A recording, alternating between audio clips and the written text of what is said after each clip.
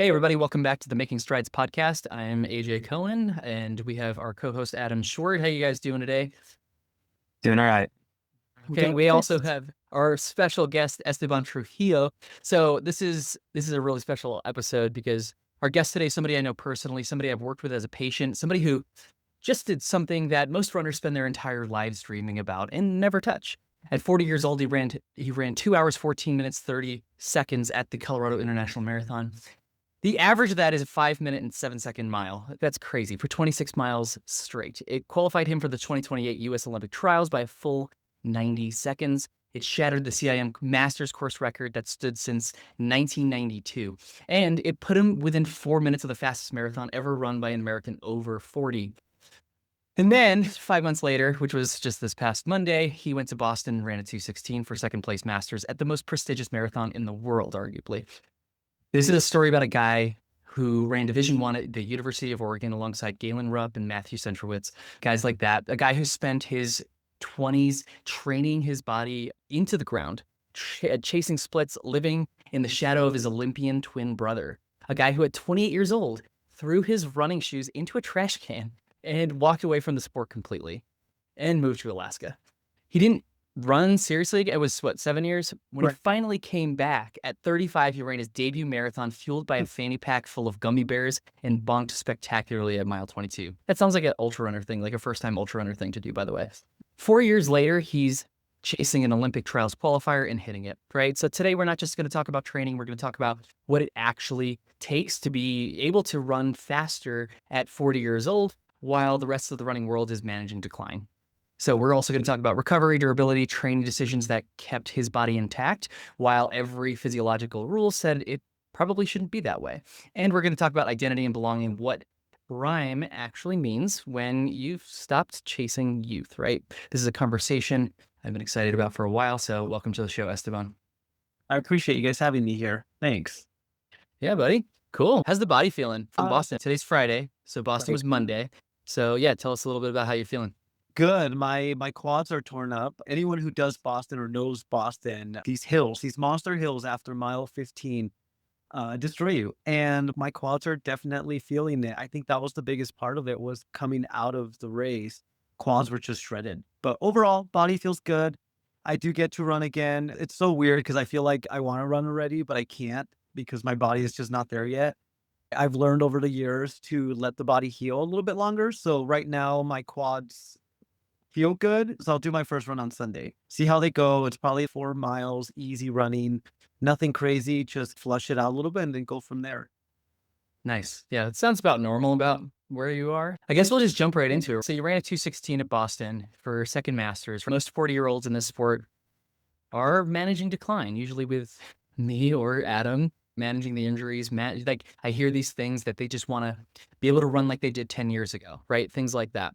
So what are you doing that you feel like most Masters runners get wrong?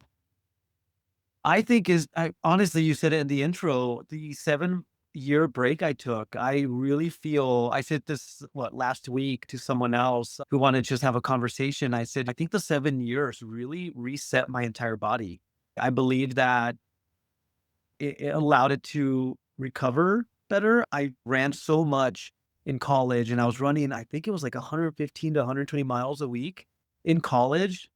21-year-old, that's a lot of mileage. And so I was just beat up. And I think the 7 years really reset it. I believe, and this is just a joke, but like my body's about 33 years old, not 40. It's one of those things where I feel like it's just the time. I think another thing that really stands out of why I feel like I'm able to do it now is just I listen to the body. If the workout says do 20 miles at a certain pace, if I get to mile 15 and the body doesn't feel good, I listen to it and I back off. So I think just listening to it better, breathes better, nutrition's better. I believe that as a 21-year-old, I can go and eat an entire pizza after a workout. Now I'm a little more meticulous, a little more cautious about what I'm consuming after a workout. And I think it just helps with just overall recovery.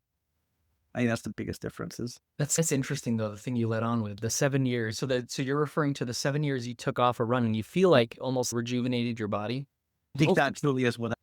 feel What like. were you doing during those 7 years? I was up in Alaska. I moved up there. I thought I followed one of my good friends, and his mom was my mentor in the finance world.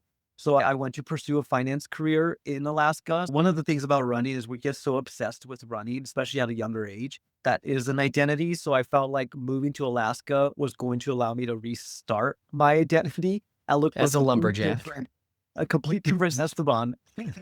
And so yeah, I didn't run. I hiked a lot. I worked a lot. I partied a lot. So a lot of things that runners, we don't usually do, but I was living a very fast, crazy life.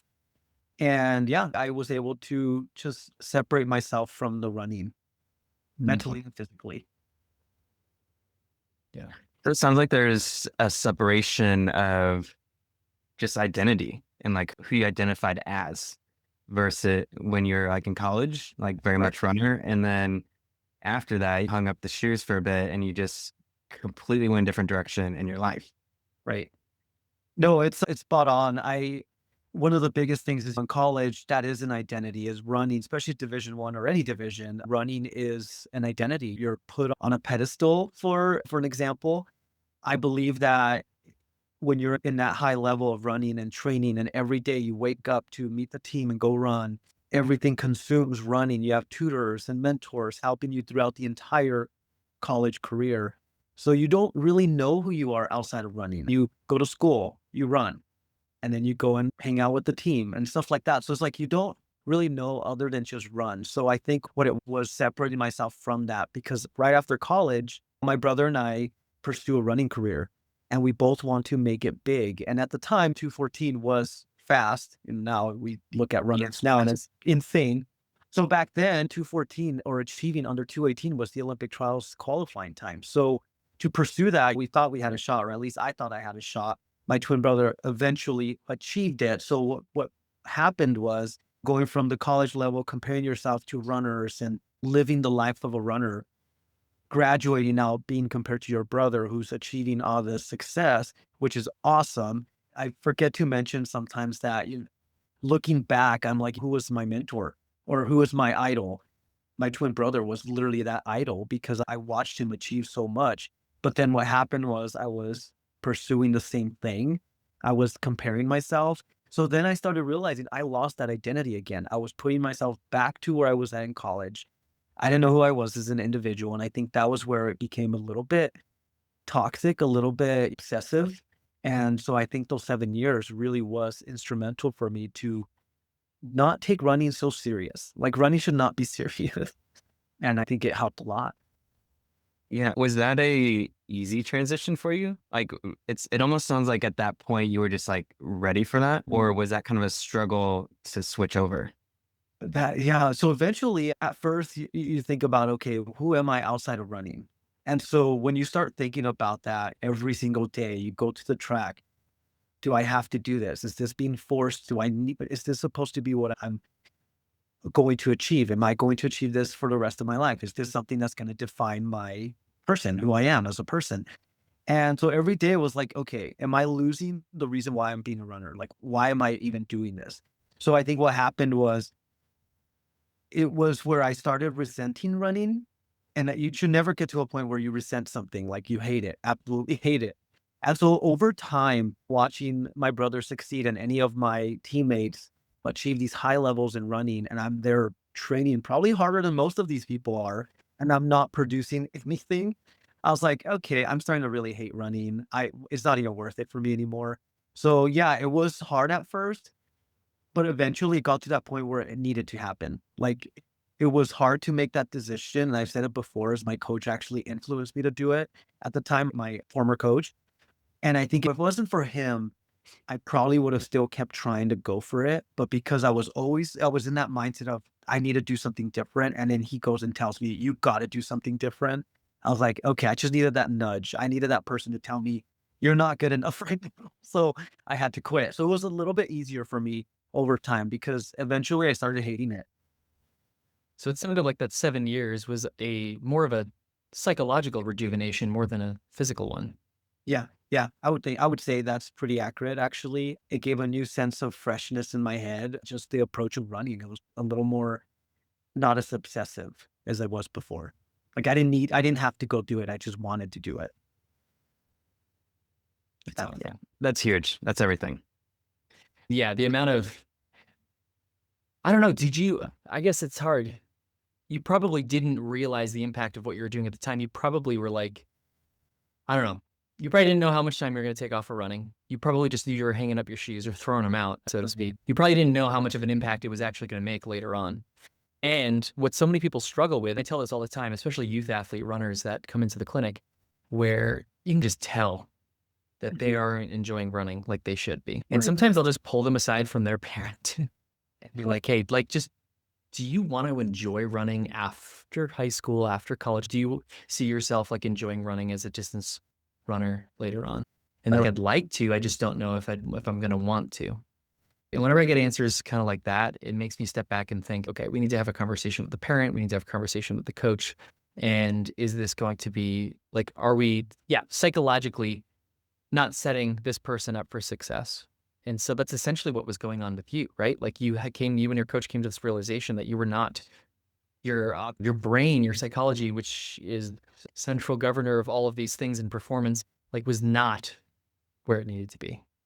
No, and and I think we see it all the time. We see these superstar young athletes coming out into the scene, and it's like, how much do you enjoy it? Do you truly passionately love the sport?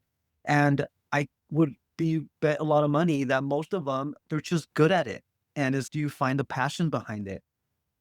And so it's like figuring out what is the passion of the sport. Do you do it because you're just good at it, or do you do it because you actually love the sport? And that is a huge difference of how you perform. I honestly think it's once you start really having fun and enjoying it, every pressure that you get as a young person, the expectations go away. And I think that was one thing I learned over time was growing up as a runner, and I was a pretty decent runner in high school. My twin brother and I were just 1-2 every single race. And it's here comes the Trujillo brothers again, first and second. And that expectation got so much that like my dad, pressures of the parents, and not knocking on dad at all. But it's like when you want to achieve a high level, there needs to be that kind of pressure, but you lose that enjoyment over time. If there's so much pressure, you lose the focus of why you even started in the first place. Yeah. And that was one of the things I had to realize as I got older. My brain was able to comprehend that a little bit better. Yeah. No, I get that. Let's shift a little bit to recovery. You're 40 years old. People talk about aging. They talk about recovery. And this is such a hot topic. When it comes to recovery, for somebody like you, at some point running 4 to 6 double threshold sessions a week, 130-mile weeks, what are you doing that helps you recover and be capable of doing that kind of training? So I eat a lot. I sleep a lot. I try to get 8 hours of sleep. I enjoy those. The biggest thing I think what I've included more than I've ever done before is mobility, stability, and strength training. I'm a trainer, so I have to preach about that sometimes. But it's one of those things where I have to stick with it because the moment I don't, I get injured. So the thing is, as an aging athlete, to keep up with the demand of the miles is making sure I'm putting strength on the body. Yeah, we focus on being lean and efficiency in running, but we want to also build strength. And I think one of the biggest things for me is the sleep. I sleep 8 hours. I try 8 hours a night. If I don't, I try to get a nap in. A lot of stretching, a lot of the saunas, all of those things we talk about, like trends that go on sometimes. I do a lot of that. Ice baths are a big thing I do regularly. But yeah, I would say just the incorporation of strength, food, the nutrition is a big part of it. I think I feel as a 40-year-old, I'm going to eat what I want to eat with moderation, but I want to make sure the body's able to maintain that demand. Distill it down to 3 things. If you had to get rid of all of that except for 3 things, what 3 things would you keep? Strength train, nutrition, and sleep. That's Good pretty answer. much it. That's pretty much it. Do you do anything for like stress management, anything like that?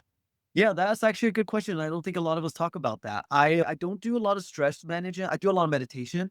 Okay, that's huge. That is There it is. technically stress relief, but I do a lot of meditation. I will literally sit in a room, all the lights off, put some classical music on. I rarely listen to classical music, but I'll put it on and I just go into the Zen. I talk about like my long runs are my Zen. They're my therapy. So I do a lot of meditation. I do a lot of visualizing.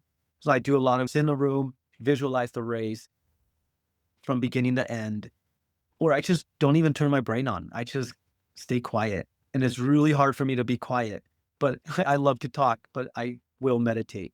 So I think that's one of the things I do for stress relief. I do that. And one other thing I don't talk about regularly either, and a lot of runners don't relate to this as much, or at least that's my impression, is I do socialize a lot. I have to have a balanced life with running. If I don't, I go crazy. So I am I think that it was just really weird for me to say, but socializing, like going out with friends, hanging out, going for a hike, going camping, all of that is a stress relief for me. Awesome. Yeah, just because those are the big three for me, like stress, sleep, nutrition, and then yeah, like having well-rounded strength stuff Yep. beyond that too. But cool. I would echo that. I also want to just highlight that for a second and just, if somebody listening hasn't already thought about this, go in a room, turn the lights off, turn your phone off, turn the TV off, just sit in a quiet room. Yep. For 10 minutes. Yep. It's a skill. Like people would struggle with that. So just like, sit with that for a second and think about like how well could you do that? And I bet a lot of people would really struggle with that. And so I'm glad you mentioned that, especially in this today and age where we have to be occupied at every Yep. single second of every single day. But I also wanted to bring up earlier, you had mentioned like just listening to your body more. I was hoping you could expand on what that means for you. So I think a lot of people, at least I come in as like, oh, I'm dealing with XYZ. And I was listening to my body. And so then why are we here? I'm not sure people fully grasp what that means and where that line is of when we actually do need to pull back. Okay. No, that's awesome. Yeah, I think that's definitely one of those that it's interpretation of you said it. Some people don't know where that's at, or that threshold. Sometimes we think about push, and there's that gray line that we can cross, and most of us cross it, and that's when we get hurt. I think for me, the listening to the body is literally, I start in the morning. As soon as I get out of bed, I think that's when I start listening. And it's basically this conversation I have with my body, which is really weird I say that, but it is a conversation I have with my body every morning. Silent conversations, just mental to body. And I talk to it and say, okay, where are we feeling things right now as soon as we get out of bed? If it's a foot, or if it's the back, whatever it is, I think about, okay, what am I going to do today to make sure that this does not become an issue in the future? Or even if I have a hard workout, I know when the workouts are laid out for me weeks in advance. What if I wake up in the morning and I have a 20-mile threshold run that I know I'm not going to execute correctly because maybe I was out late last night or I didn't have good sleep? So that's where I really start listening to the body. So for me, listening to the body means as soon as I get up, what signs is the body giving me? Is it physical? Is it mental? Or is it even just energy? Like, it's think about, okay, I'm not going to execute this workout. Is it okay to move it to the next day? I'm very relaxed with my workouts if I don't feel right, meaning mentally I'm not there. I know I'm not going to just go out there and try to push through the mental part. We talk about mental strength.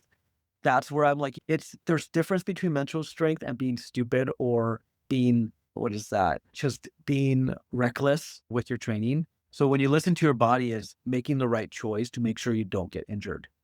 And so for me, it's just waking up in the morning. What signs is my body giving me? And it can be physical or mental. I think that's the best way for me to answer that, because everyone's so different. And I'm okay to stop if the body says, if I have a rep that I have to finish, if there's 10 reps I got to do in a workout, I'm okay to stop at 8. I'm not going to push to 10 if I know my body's like, you've had enough. And at 40, that becomes a lot more obvious and more frequent, actually. The body will tell you when it's time to stop a workout, or when it's time to maybe get a rest day, or change the workout to the next day because you didn't get enough hours of sleep. So I think that's the best way to answer that. Okay. Yeah. Yeah. I appreciate those thoughts. I know that's not an easy question. It's tough. And it can differ from person to person. But yeah, I look at myself years ago in like high school and college, and every time I get injured, like next time I'm going to listen to my body. And it never happened. Never happened. Yeah. So I wanted to just have our listeners sit with that for a second. Thoughts on that? Is that something you're doing pretty independently, or is there, you wake up on that day and today's not my day for this? Is there a back and forth with your coach, or how's that working? There is back and forth with the coach. We have changed some of the workouts based on how I feel, or we track everything from heart rate to sleep to whatever it is, the recovery. How did you feel after the last workout? How many days of rest did you take? Which means rest, like easy miles. We talk about, so there's a lot of conversation. We just talk a lot. What kind of nutrition did you have the day before? That's a huge influence of how your body feels the next day. So we have a lot of conversations over that through text, sometimes a phone call. If it's really like, he wants me to do this workout, but I don't feel like I can, I will call him and say, "Hey, coach, I can't do this. I'm literally neon to death sick." And he'll understand, of course. There's a lot of that conversation. I think it's just we want to be mentally tough because you never know how you'll show up in a marathon. You can be Mhm. 100% and you might not be 100%. So we want to be able to push through that mental block that sometimes we get. And that's the hard part of answering that question. Is it just a mental thing that you're just not wanting to do it because just your brain's not wanting to do it? Or is there actually a physical part telling you, "Hey, you just should not do this"? And like you said, going back to being younger, we would push through and we would be like, "Screw that. I'm still going to do that. I'm going to go do those miles, blah, blah, blah." And now it's a difference between getting those 2 last reps or not being able to run for the next week. So I think it's a tough one to answer, but I think it's one of those where you just have to understand if it's a physical thing and you can't walk in the morning, you shouldn't do a workout. Yeah, so it sounds like it's this delicate dance of balancing these people on your shoulders, one saying, push harder, push through this. This is just a block that you have to push through. And the other person is saying, listen to your body. So obviously, how much you listen to each one of those has probably changed drastically now and over the last couple of years as you've returned to running. But how has that changed exactly? Could you put that into words a little bit? How has that changed, that relationship, that dance between when you were at Oregon, a collegiate runner versus now?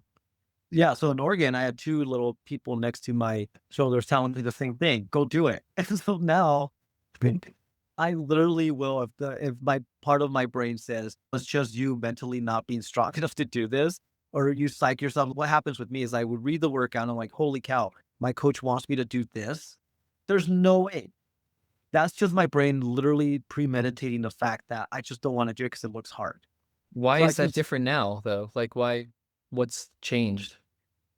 It's just years. I think it's just the years. It's the science, the studies, getting taught to you regularly, just knowing a lot of these reasons why we shouldn't do certain workouts.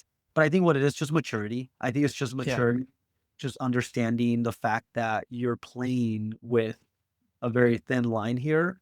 And I think for me, it's more important to look for the longevity of the sport and not the now. Like I need to Yeah. perform now.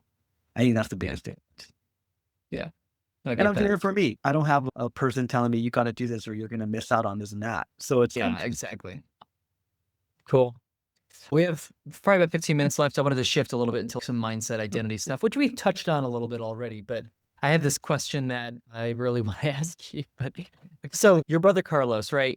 Your brother Carlos told you the day that you quit that if you ever came back, you'd be better than he'd ever dreamed of being, right? You just qualified for trials at 40. Have you said anything to him? Have you had conversations about this, about that moment specifically? yeah. So we actually chatted. What was it? So he always texts me before a race. That's the thing. We always text each other. He always says the same thing. Good luck. You know how to do this, blah, blah, blah. And yeah, we talked about after CIM. I mean, he hung out for a little bit after the race. We went out to dinner and all that. Well, because he And towed the line and he DNF'd or something, he right? did. So he dropped, I think, at 10K. And so he ended up being at the finish line and watching me cross the finish line. For me, it was an exciting moment because I'm running the exact same time he did 10 years ago, basically within 9 seconds of each other. While he's standing there, I don't know, I can't speak for him, but I could just interpret if I was standing there watching my twin brother cross the finish line, achieve a dream that he's chased for so long, and knowing that I did it 10 years ago, I'd be like, holy cow. First, I'd be like, that's amazing. I'd be like, that's just fantastic. And then the other side of me would be like, damn it, I just dropped down. I'm watching my twin brother, who was always slower than me, run fast. And so it would be this weird yin yang, like just contradicting thoughts, I think. But for him, I honestly feel like the way that we were able to embrace each other at the finish line was pretty magical. Like, it was one of those things that I never thought I would ever experience with my twin brother. I've been very open about our relation. I've talked to other people about our relationship of how we were, because twin competitors is insane. Any sibling competitors are insane, but twins is a whole different thing. And so it was that special moment. He relived that moment of going back to Oregon days. And I remember when we were in Oregon, every race, he would finish top 5. I would be the last guy entering on a track race. I would be having that pity clap down Hayward Field. And so I'd be the guy that would enter dead last. And I would always remember him waiting for me and just with his head down, like, holy cow, poor Esteban. He trains his butt off as hard as we do, and he's not performing. So I think this was a moment for him to realize, okay, he finally has achieved something in his running that should make him feel really good. He's not that kid coming dead last where everyone claps for him because it's that pity clap, which I'm nothing against that. But when you compare yourself to your twin brother, that's a big deal. And so I remember watching him so defeated when he watched me come in dead last, to now I can only think of his thoughts being he's finally achieving what he's always was capable of. And the conversation we have after that is, I know you were capable of this and you're capable of so much more, because now we're finally fine tuning who you are as an athlete. And yeah, I really found the distance I wanted to run, which is marathons. That's And now awesome. people are trying to get me to go mountain and longer than that, like ultras, but not yet. Just marathons, for example. That's awesome to hear. It's a cool thing with my brother. I think it's just he's really reliving his moment as an Olympian, his heydays of 214s, which was back then was a legit time. He's reliving those moments like, holy cow, I get to watch my twin brother. Who knows? Maybe he'll come back to the sport. That's another thing I want to do, is motivate people to come back. You're never done unless you are truly done. And it would be really cool to see him come back. I don't know. There's maybe rumors he's training for a marathon at some point to come back. So I would love to have him back, because then we can go back to the twins being 1-2, Heck yeah. whatever place we come in, but one after the other. Do you think that he suffers from some of the burnout that you avoided by taking time off? I think so. So in Boston, I was able to meet a bunch of these master runner guys, competitors that have raced with my twin brother. I looked at the list of these other masters, and they're all like world class athletes. One guy was Olympian 4 times, the other one's twice. They're national record holders, they're world champ or world competitors. The list goes on with these people. And I look at their personal best, they're like 208s, 210s back, what, 5, 10 years ago. I'm like, holy cow, these are legit athletes. So in talking to them over the last weekend, it was that cohesive understanding or experience that they all gave me was they all are tired, but they're still good enough to compete. They're just tired. And I think what one of the guy that I met, he actually raced with my brother in Brazil, in Tokyo, Brazil, the Rio Olympics. And he told me that it was fun watching you race, because I see this guy who now I'm comparing you to your twin brother, because I've raced your brother many times over the years, and I'm watching you run, and you look like a 30-something-year-old racing so fluid, so comfortable, where all of us are just holding on for dear life. And it was one of those things where, okay, I wonder if all these people who kept running, like my twin, do they feel tired? I don't know what that feels like since I just got back in. So does the body ache? Mentally, are they just burned out? They just don't have the need to go out and run 130 miles a week. It's a chore now. For me, it's exciting. So it's like a whole different idea behind it. Yeah, to answer your question, yeah, I think there's a lot of that burnout. But for Jesus, This is It's crazy. almost that the almost like that beginner perspective. yeah, Even though yeah, there's nothing about you that's beginner with your history, you just get into something and it just every new step is just a new adventure. yeah. I always think of it as I'm like that kid that is like finally has friends and finally found his like calling. I'm like so excited to go race all the time, and so it is like I found a new mental approach to it, but it's also like it's everything is new. Like Boston, this last Boston, I've done Boston 3 times before this. This experience was brand new. It was a pro level experience. I'm super excited to be there because I've never experienced that. So every marathon has been such a new experience, which I think that's why it keeps it fresh in my head. And it's not, okay, here we go again, another one, another championship race, another Boston at high levels. It's a new experience for me in the last few years. It's just one after another. So I think that's what keeps it fresh.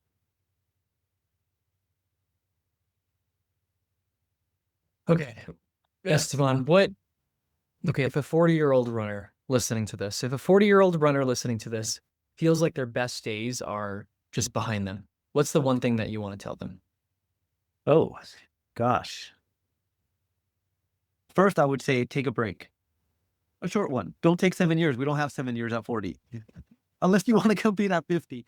I would say step back for a little bit. It doesn't even have to be a break. Just step back. I would look myself in the mirror, and I'm saying if I was telling myself, but if I'm talking to someone or the 40-year-olds out there, look yourself in the mirror,